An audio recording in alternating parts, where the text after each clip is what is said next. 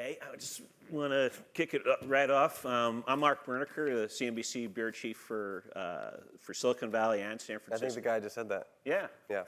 So I just want to introduce myself and turn it over here to Biz. I'm Biz Stone, the bureau chief of Biz Stone. So let's talk about mobile. Okay. Tell us a little. I mean, everybody's heard of Jelly, but do they really know what it does? No. And what you're doing? No. So let's start with that. And I don't even know if everyone's heard of it. So Jelly is a complete reimagining of how we get answers to our queries. It was kind of an accidental idea. On a walk and talk with my co-founder, Ben Finkel, we asked ourselves, what if we had to design, in today's media landscape, a completely new way of getting answers to questions, not 1999, now. And we thought, well, it would be mobile, and it would be, well, we're not information retrieval computer scientists, so it would be social, because that's what we know. And then we thought, well, wait a minute, the whole world is connected now. Like, mobile phones are the hyperlinks of humanity. And in fact, it turns out that recent white papers have shown that the new 6 degrees of separation is actually 3.8. We're now connected to anyone else on Earth by 4 degrees of separation because of social and mobile. And so we thought, well, we'll build an app that you can ask it anything you want, and it'll find a person who knows the answer. And for some amount of queries, it has to be true that a human is better at answering it than a computer algorithm. And so we were like, is that a thing? Is that a good idea?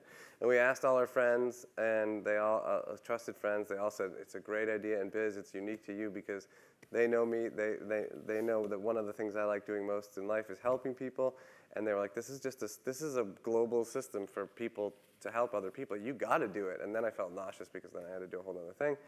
Anyway, so what we feel like we've done is we've designed a better way to ask a question, and it uses photos, it uses interactive maps of the world, and it uses, most importantly, people from your social network. So we take Twitter and Facebook and we blend them into one agnostic network.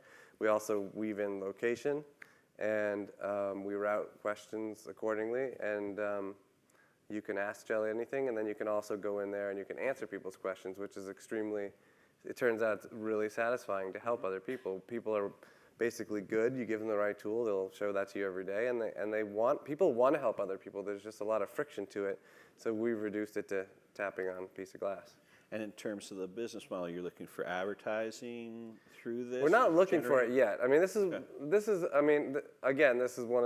a consumer application, so it's one of those deals where you have to show that there's value in it before you can even begin to spend any kind of resources on a business model. We have all kinds of ideas for business model because whenever there's such an expressed intent, we see questions on Jelly that are like, I'm thinking of switching my credit card to a lower rate credit card.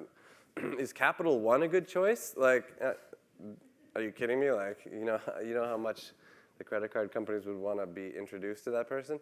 But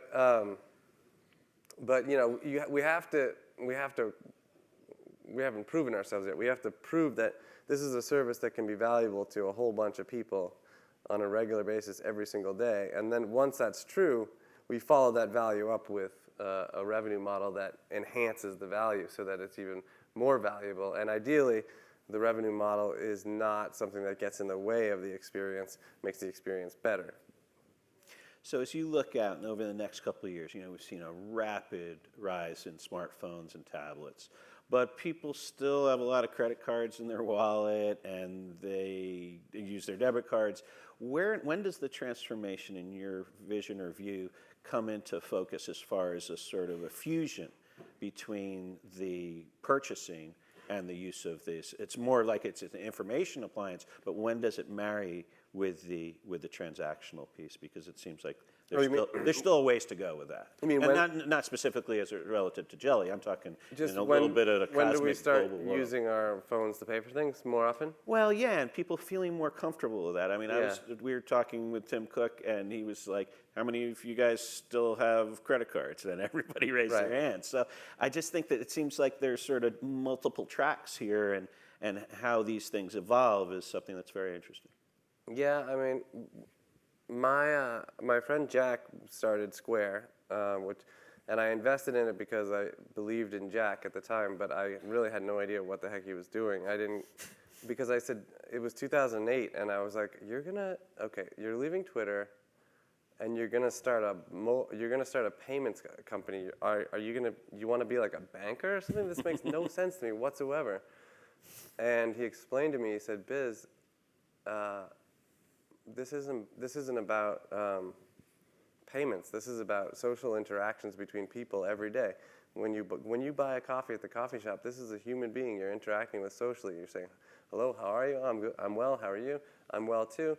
Please give me a tall pike roast. And and we're making that. We're going to make that more beautiful. We're going to make that a great experience, and we're going to make products that serve mom and pop organizations that don't have the money to get all involved with the big credit card stuff.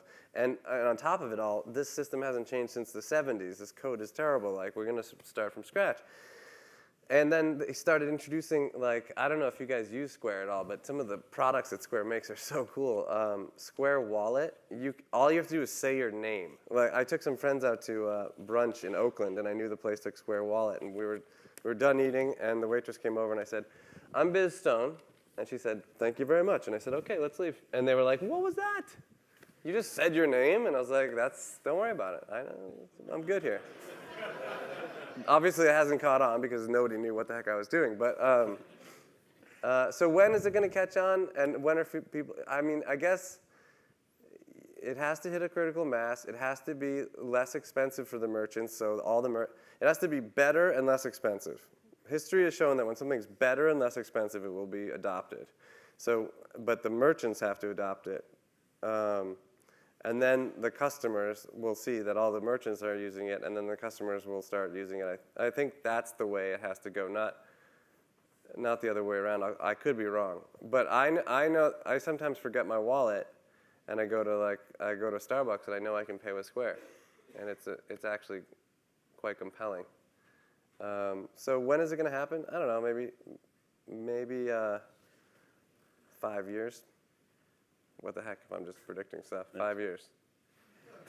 Now, as someone who's developing this jelly product, as you look at iPhone and the iOS system, and you look at Google and the Android system, what do you think the strengths and weaknesses of those two platforms are from your perspective as someone who's creating From my perspective, new product? The strength of the iOS platform is the structured, the structure around designing human interface guidelines and stuff. I mean, they're just, you sort of have to create a compelling, or at least it's easier to create a compelling user interface.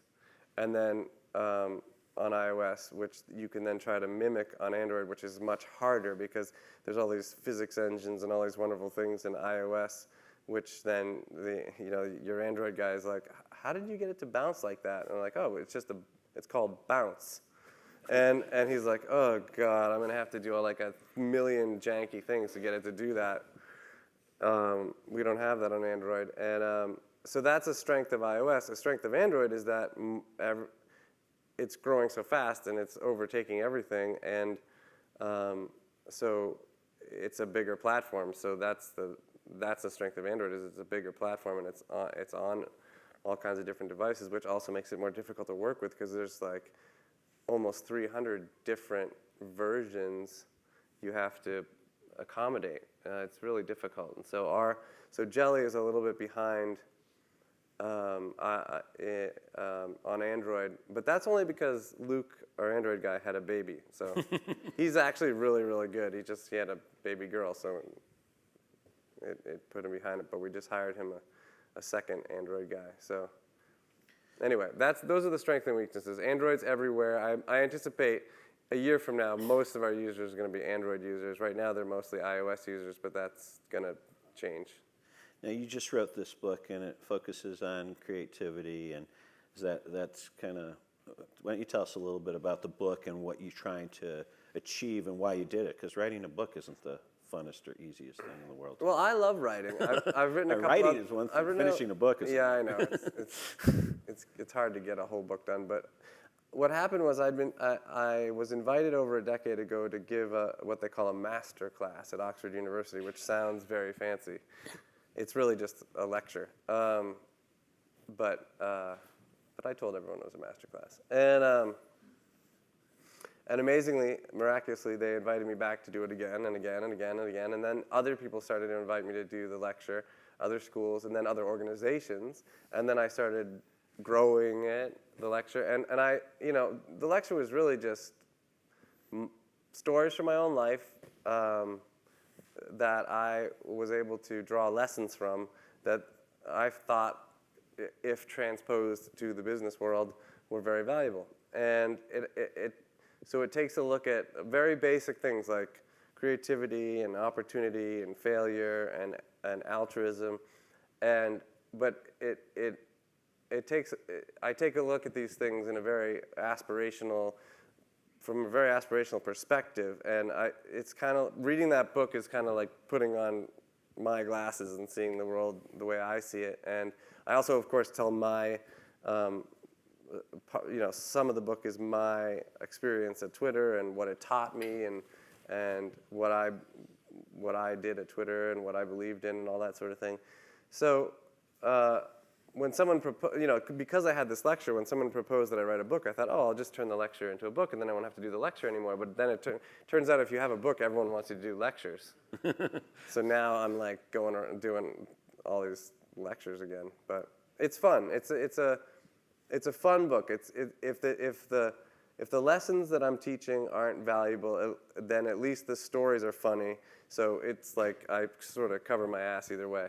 There was one lesson that you would share with us from the book that you think that stays with you. If there's one lesson I would share with everyone, it's this lesson that I taught. I work with Product Red a lot and Donors Choose, and I talk about altruism has compound impact. So what I mean is people look at charity or philanthropy, and most people do it totally wrong. They think they have to wait until they're older and they have money, and then they'll give some money to some charity. And like, first of all, you never feel like you have enough money to give it away. You always feel like you should have more money. That's just like human nature. But forgetting that, that's just the wrong way to do it. The right way to do it is you start now, and you start volunteering or giving $5 or $10, and then over the course of your lifetime, you will have had much greater impact than you could possibly have when you turn 50 and you donate $5,000, $10,000 to some school. I mean, it's crazy how much more impact you can have if you start early. Not only that, altruism you're really helping yourself more than you're helping the people you're helping. Like, I could go into a whole thing about that, but we don't have time. So that's one lesson. The other, that's a broad lesson I would tell anybody. And then there's lessons for like entrepreneurs in there. For example, if you're not emotionally invested in what you're working on, success is not guaranteed, but failure is. And I found that out the hard way, and then I figured it out. Like, if you really love what you're doing, you're much more likely to succeed at it. Lessons like that, a lot of lessons, and they're all stories that basically hit me over the head with the lesson afterwards. Mm-hmm. So the Twitter stock and the NASDAQ is almost in a corrective place. At one point today, it was down 10% from its high. And my question to you is not just, it's not a stock question. It's more, we're seeing a little bit of a pullback. Is this just a temporary thing? But for entrepreneurship, for startups, for mobile people beginning out with new ventures, what would you say to them when Wall Street starts getting nervous and the banks start wondering whether they should be pouring in this kind of money? Oh, well, I would ignore all that stuff. That doesn't matter if you're starting a company. I mean, who cares about what Wall Street's doing? that stuff goes up and down all the time, doesn't it? I mean, Absolutely. I don't know anything about that sort of thing, and I wouldn't care a lick about it if I was starting a company that I thought was a really great idea and a positive influence on the world, and I would just work. And then if I ever got to the point where, it grew and grew and grew, and it was time to take it public, then I might obviously start paying attention to those sorts of things. But even then, and I do with Twitter, I pay attention, but only in I think now in terms of decades, and I liken it to when you're trying to lose weight, they tell you don't look at the scale every day because you're just gonna get, oh my God, I'm fat, I gained 2 pounds, what, I thought I lost. And so you get all upset and nervous and everything, and if you look at it every day, it's up and down like crazy, and you're like, and it's just too stressful. So instead what you do is you just say, okay, I believe that this company is going to be a company, a timeless company of enduring value, which is what I believe about Twitter, because it does offer value, and when something offers value, it has legs. So because of that, it's going to last a long time, and it's going to go up and down, and they're going to have to make bold, crazy, ridiculous choices in order to change with the times, and that's going to piss people off, and so stuff's going to go wildly up and down, and they're just going to have to deal with it. But I'm fine with that. I want them to do that. I don't want them to try to play it safe and cater to Wall Street's whims. That would be the totally wrong way to go. So if I was starting out a new venture and I had never done it before, and let's say it's in the mobile area where you're working now, what would be your sort of pearls of wisdom and advice from both your successes and your failures? Well, the one thing, as I would repeat, is you got to be emotionally invested in what it is that you're working on. You have to feel like you love it. The other thing is, I think that what you're working on should have some. You should have some traditional metric of success for your company, but you should also hold yourself responsible to making some kind of positive dent in the universe. In other words, your company does have some kind of positive impact in the world or in your community, because I believe that the future of marketing is philanthropy. When your product carries with it the message, a meaningful message, you attract better customers and you attract better employees. So I would say that. And then in the mobile space, I would say build for both the platforms simultaneously and launch them both at the same time, because it's important that you make it available to everybody. I think we're out of time. Biz, thank you so much. Really Thank you. appreciate it. Thanks for having me. I appreciate it. Thanks, buddy. Thanks for taking the time.